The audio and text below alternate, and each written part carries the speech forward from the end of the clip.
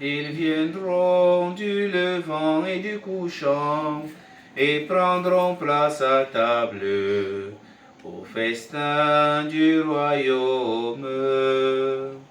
Venez manger de mon pain et boire le vin que j'ai préparé pour vous. Chers frères et sœurs, loué soit Jésus-Christ. Nous célébrons aujourd'hui le 21e dimanche du temps ordinaire en essai et nous méditons le livre du prophète Isaïe, chapitre 66, les versets 18 à 21, le psaume 116, la deuxième lecture tirée de la lettre aux Hébreux, chapitre 12, des versets 5 à 7, 11 à 13, et l'évangile de Saint Luc au chapitre 13, des versets 22 à 30. Le dimanche de ce dimanche peut être appelé le dimanche de la mission, parce que le Seigneur nous appelle à partir de la première lecture, où il dit dans le prophète Isaïe, je viendrai rassembler les nations de toutes les langues, j'enverrai rescapés vers des nations lointaines, qui n'ont rien entendu de ma renommée, qui n'ont pas vu ma gloire.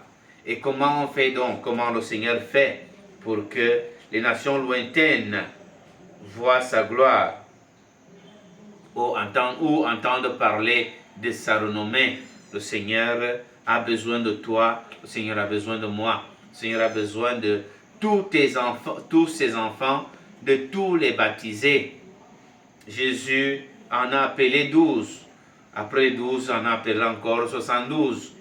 Et puis il a donné le mandat en disant « Allez de toutes les nations, faites des disciples pour que ce désir de Dieu le Père soit réalisé, de rassembler en un seul troupeau tous ses enfants. » Il est donc une question d'un engagement personnel pour l'évangélisation, pas seulement une tâche réservée aux prêtres religieux, religieuses, évêques, cardinaux ou alors au pape. Non, c'est un engagement de toute l'Église, un engagement de chaque baptisé.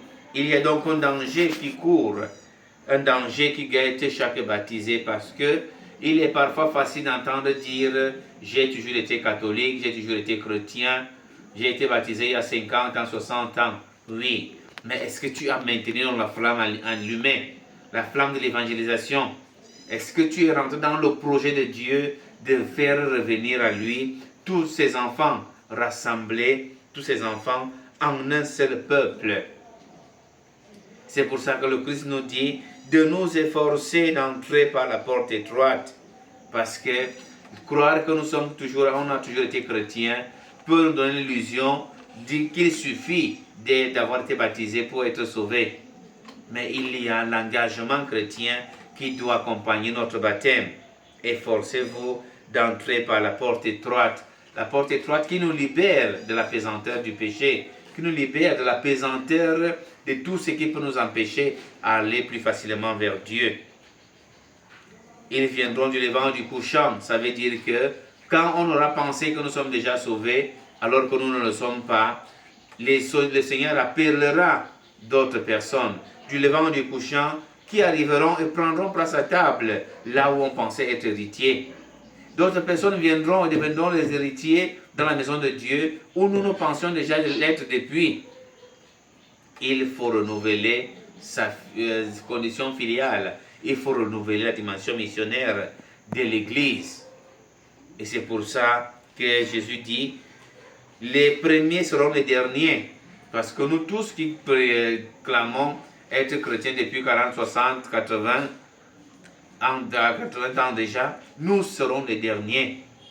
Et ceux qui auront accueilli nouvellement la parole de Dieu et qui vont la mettre en pratique deviendront véritablement les fils de Dieu devant nous.